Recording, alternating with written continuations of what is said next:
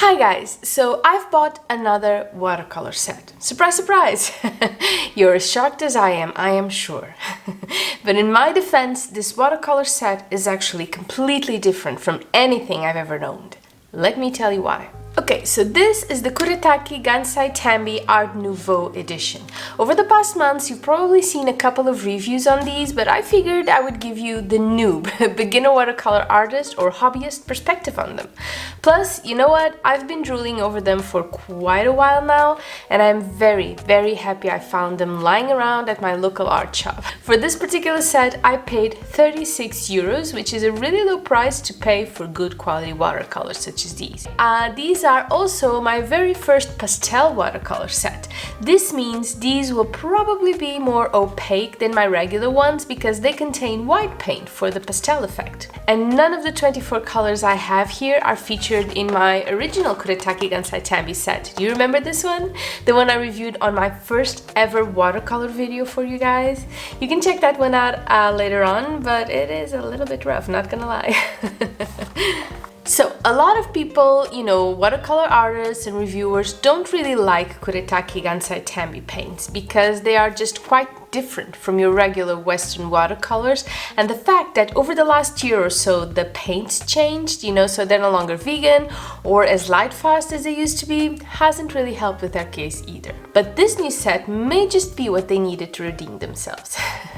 Now, let's take a look at this beautiful case for a second, shall we? Let me just move this. Here you have all the paints with the numbers. A couple of directions on how to use it, how to take care of them. QR codes that lead to websites with lots of suggestions and videos. I really suggest you check these out because they are really cool. I have to check these out a bit later, but I definitely will. Now let's look at this case. Look at this. It's even nicer as a square, the other one I have is a rectangle. Every set from Kuretake feels like this precious gift. The box is exquisite. I just loved them and wished I had them all. Actually, not really, because the colors are repeated. But that wooden box with the 100 paints on them, the anniversary version, oh, I would love it. Okay, then you're supposed to open it and have this plastic protection over your pans so they don't fall off, because these guys are in no way attached to the card box. You just come here and you take these out. So I do not advise you traveling with this because the box will open and the pans will flip. You can also use this, to add water to your colors as a palette, I guess. So if there's nothing else you have on site, you can definitely use this. Lucky for us, these are very well identified. So you have the number, you have the name of the color on the back of the pan and also on the box. Well, the number at least. These may be the name, but I don't read Japanese. But here you have the number and the name of the color, which is great. But still, I do not advise you travel with this one. Anyway, here are our lovely paints. So beautiful. I think they've managed to capture all my favorite colors and my favorite tones for these sets. The pinks, the purples, these dark greens, the blues. I love them all. Absolutely. And just by looking at them, you can see how lovely they will look on the page. Kuretake Gansai Tambi paints don't really change much from dry to wet on paper form, so what you see is pretty much what you get. Because that thing about watercolors where the colors fade as they dry, that doesn't really happen for Kuretake Gansai Tambi paints either, unless you add a lot of water to them. So, if you add just a little bit of water, enough to activate, this is the color you will get. And you know what? I have to admit, I do have a special fondness for these paints because, their 36 watercolor set, this one was my first proper watercolor set, the one I bought when I decided I really wanted to learn how to paint with watercolors. And even though many people don't advise you start with these because they behave somewhat differently from most watercolor brands out there, I love that experience. I have to say, I loved getting to start with these paints. Now, another thing people really don't like about this brand is how there's very little information on them. No pigment information, no light fastness information, nothing. I mean, maybe these Japanese symbols say something about it? I don't know, because I can't read Japanese. Maybe if you go on the QR code, you can check them out. But you know, the more I read about them, the more people complain about that. So I'm guessing they don't give out that information. And I have read this is very common for Gansai Tambi paint. But here we are. So on the back of our lid is our lovely color chart. And I guess we'll just start feeling this as we talk for a little bit. What do you think? But let me just take a look, you know, just a second to appreciate these lovely paints before I start using them. You know what, there's this moment, just as you're about to use a watercolor set for the very first time, that you really want to do it, but at the same time you want to leave them perfectly as they are. It's kind of crazy. That's the moment I'm going through at the moment. Okay, I'm done with my moment and I am going to start charting these. So these paints activate real easily actually, and they don't really need a lot of water. In fact, it's best if you don't use a lot of water, because you know, Gansai Tambi paints, traditional Japanese paints, aren't really meant to be used with regular watercolor paper. It's usually like rice paper or origami paper, which doesn't work with a lot of water at all. So that's bright yellow. So this is saffron yellow, and it looks like saffron yellow, that's for sure. Next is green gold, flex beige. That's a pretty color, I have to say. You know, I find that using a lot of water with these paints makes it too easy to lose control of them, which is not a good thing, particularly when you're starting out. And that's not really your intention. If it's your intention, then go ahead. Also, and you've probably already noticed this, but as for most Kuretake Gansai Tambi paints, we get these huge pans to play with, and I like that. All my other watercolors have pans, and I wish they were larger because I like larger brushes. With these, you're at will. They are, however, much shallower than other half pans. Let's compare, shall we? You see, it's not filled to the brim at all. Like for example, a Winsor & Newton, these are shorter, but the paint actually comes out of the pan, or it used to when it was new, and these absolutely do not. Also, I have read that their high glycerin content means they go pretty fast. And I have noticed some of my paints, you know, from the 36 set, looking a little bit too shallow. Okay, pale pink. This was ecru beige, by the way. And now coral pink. And I can already see my water getting opaque. White opaque, actually. Coral pink, potter's pink. Ooh, look at that. I love this pink. Vermilion. Vermilion to me always kind of looks like an orange. So, you know, the pans being as shallow as they are, maybe that low price we paid isn't so low after all if you end up having less paint, right? You know, a lot of people say these look more like gouache, and I used to say that in the beginning because that's what I heard people say, but I no longer think that. These paints are different. They're Japanese watercolor paints. That means they are vibrant, but still quite transparent if you use them like you do with regular ones. You know, Gansai paints are meant to be cheap, convenient, and quick to use, which is kind of the perfect combination as far as I'm concerned. Now, one thing that I really notice a difference from most watercolor paints I own is that they're very easily reactivated, meaning you can lift the paint easily, too easily for my taste, and that sometimes can ruin my layering because as I go to paint the second layer, the first reactivates and blends. But, you know, if I'm honest, that's also a bit of user error. These paints are layerable. You just need to know how to do it, and I'm still at that stage where sometimes I do and sometimes I don't. So there's that. Okay, now we move on to alizarin crimson. This does not look like any of the alizarin crimsons I own, but it is gorgeous. Guys, these paints are so gorgeous. So mauve taupe? How do you read this? Mauve taupe. It's not tape, it has a U in the middle. Taupe. I don't know, can you guys help me with that? I am lost in translation here. Old mauve. I don't know, how do you say mauve? How do you say taupe? Oh, I'm lost here. Okay, grayish blue.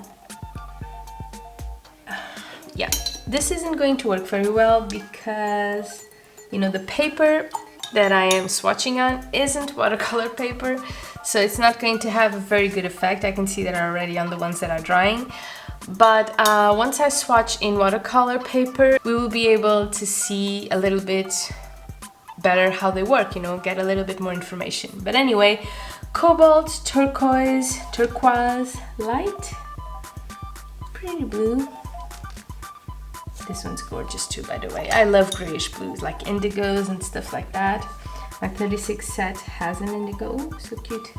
Has an indigo and I use it a lot. That's one of the ones that's the most shallow by now. Also, so as I was saying, since they're so highly pigmented, they'll lift, but they'll also stain. So you won't be able to remove paint down to the white paper like some watercolor paints allow. And I guess another thing to consider, ooh, this is so pretty, cobalt green. Also, not quite the cobalt greens I'm used to, but loving it nonetheless. Billiard green. Oh, so pretty. Guys, it's like they made this for me. All my favorite colors. They even got a grayish blue without it being indigo, because indigo was already on the other set. So shadow green.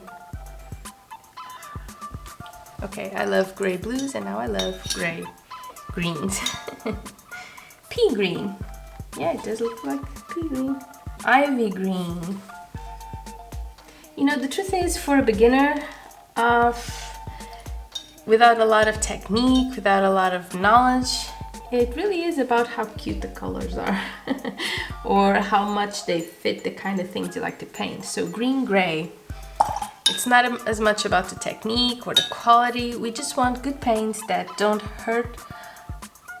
Oh, this got a little bit weird. Beige gray. We just want some good enough paints not to ruin the work we do, you know, not to hurt our efforts, that are lovely to look at and that we can get cute little results from them. So yellow brown,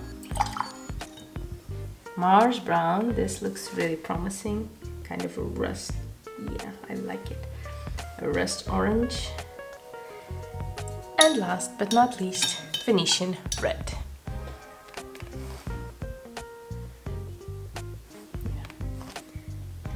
Burnt sienna. Oh, one more thing I just remembered to consider is these paints aren't really meant to be mixed with others like we do, you know, usually with Western watercolor paints.